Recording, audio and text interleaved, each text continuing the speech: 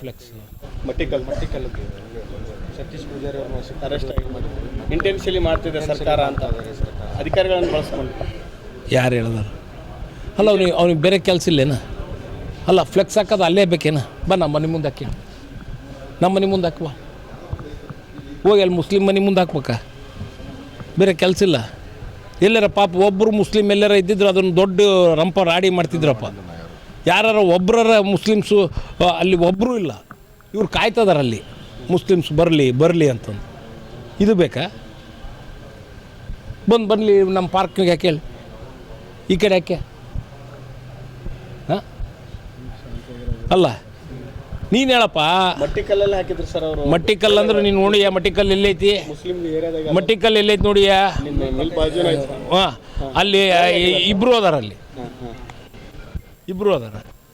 ಅಲ್ಲ ಎಲ್ಲ ಕಡೆಗೂ ಅದು ಇವನು ಯಾಕೆ ಹೋಗ್ಬೇಕು? ಇವನು ಯಾವ ಏರಿಯಾದನು?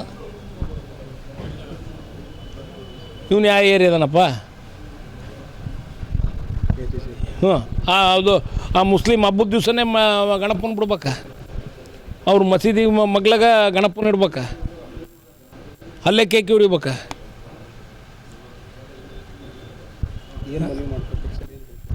ಮನವಿ ಮಾಡ್ಕೊಳ್ಳೋದಿಲ್ಲ, ಒಳಗೆ ಹಾಕಿಸ್ತಾನೆ ಅಷ್ಟೇ.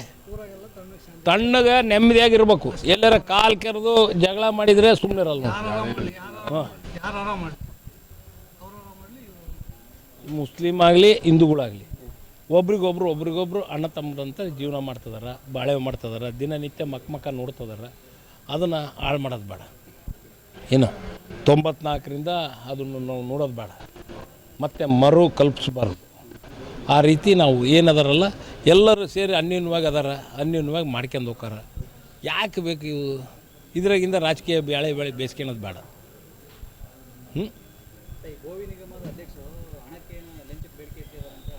ಗೊತ್ತಿಲ್ಲಪ್ಪ, ನನಗೆ ಕೇಳಿಲ್ಲ ನಾನು. ಒಂದು ಆರೋಪ ಮಾಡ್ತಾರೆ. ಏನು?